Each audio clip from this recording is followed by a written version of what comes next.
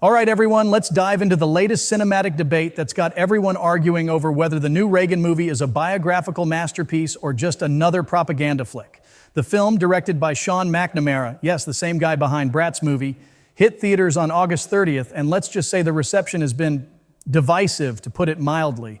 I mean, look, I was born in the 70s, so my childhood memories of Reagan involve a lot of trickle-down economics chatter and a strange fascination with jelly beans. But this movie? This one stirred up a cultural storm that I'm here to unpack from the comfort of my creaky apartment chair, coffee in hand. First off, here's what you need to know beforehand. Reagan is based on Paul Kengore's book, The Crusader, Ronald Reagan and the Fall of Communism. The film's been called everything from a glossy love letter to conservatism to a cloying caricature of history, depending on who you ask. This film cost $25 million to make, which is practically peanuts in Hollywood, and it's already raking in opinions faster than you can say morning in America. And oh boy, those opinions are as polarized as the man himself. Critics have collectively given it a whopping 19% on Rotten Tomatoes, basically tossing it in the cinematic trash bin. Meanwhile, audiences are out here with a near-perfect 98% approval, waving the flag high and proud. The question is, are the critics missing something, or are audiences just too nostalgic for their own good? Stick around, and we'll dig into why this movie is either a misunderstood gem or the worst kind of history lesson. Reagan has managed to do the impossible. It's united critics in their collective disdain while simultaneously being adored by audiences. I mean, we're talking about a Rotten Tomatoes score that's so lopsided, it looks like the movie went through a bad divorce. Critics slapped it with a measly 19%. Which, let's be real, is like the cinematic equivalent of being told you're the least favorite child. Ouch. The critics' consensus is a thing of brutal beauty. They say the movie admires Reagan a bit too much, turning the 40th president into a simplified, almost cartoonish version of himself. It's like the movie took all the complexities of Reagan's life, threw them out the window, and kept the shiny, feel-good moments. Think of it as the cinematic version of an airbrushed Instagram photo. Looks great, but you know it's missing the real story. But here's the funny part. While the critics are rolling their eyes and scoffing at what they're calling a cloying and glossy rendering of history, the audience is out here with a solid 98% approval, basically chanting 4 more years. Okay, maybe not that exactly, but you get the point. Despite the critics' best efforts to bury this film, it's not just surviving, it's thriving. Over on Google reviews, a solid 87% of viewers are giving it the thumbs up. So we've established that the critics are giving Reagan the cold shoulder while audiences are basically ready to build a monument in its honor. But who are these die-hard fans and why are they so head over heels for this film? Let's break down the audience demographics because trust me, the numbers tell a story all on their own. According to Deadline, the folks lining up to see Reagan aren't exactly the TikTok generation. We're talking 87% of viewers aged 35 and up with 63% over 55.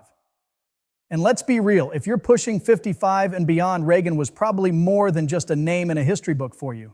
This is the demographic that lived through his presidency, so it's no surprise they're flocking to theaters for a trip down memory lane. But it's not just about age. 78% of the audience is Caucasian, and the film's appeal to this particular slice of America is as undeniable as it is telling. But here's the thing. Just because the audience skews older and whiter doesn't mean their love for the movie is any less valid.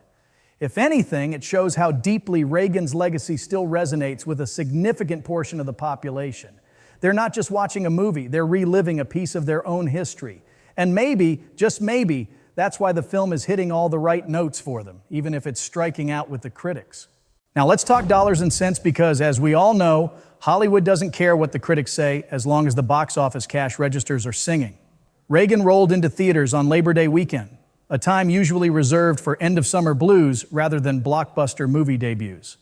And yet, despite the critical drubbing, the film pulled in a respectable $10 million on its opening weekend, securing the 3rd spot at the box office. Not too shabby for a movie with a $25 million budget, right? Here's where it gets interesting. That $10 million might not seem like much compared to the likes of Deadpool and Wolverine still dominating the charts, but for a biopic released during a relatively quiet weekend, it's a solid performance. And it did all this despite the fact that theaters weren't exactly packed, because let's face it, when was the last time you saw a full house for a political biopic? So, is Reagan the little movie that could? Or is it simply riding a wave of nostalgia and partisan love? The numbers suggest a bit of both. It's not breaking any records, but it's certainly doing better than anyone expected, especially those critics who thought it would fizzle out faster than Reaganomics during a recession. And while $10 million might not make it a blockbuster, it's enough to keep the conversation going. All right, we've talked about what the critics think and who's actually watching Reagan, but now it's time to dive into the real treasure trove, the wild world of audience reactions.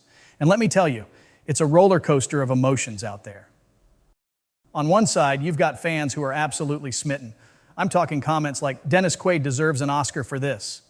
And the love story between Ron and Nancy was portrayed beautifully.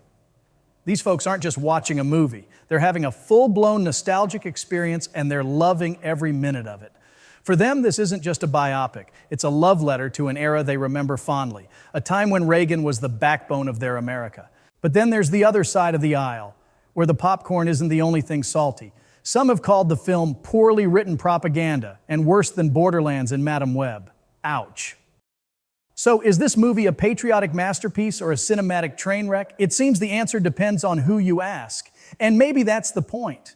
In a country as divided as ours, it's only fitting that a film about one of the most divisive presidents would spark such a mixed bag of reactions. If you're looking for a nuanced, warts and all portrayal of Reagan's life and presidency, you might leave the theater disappointed.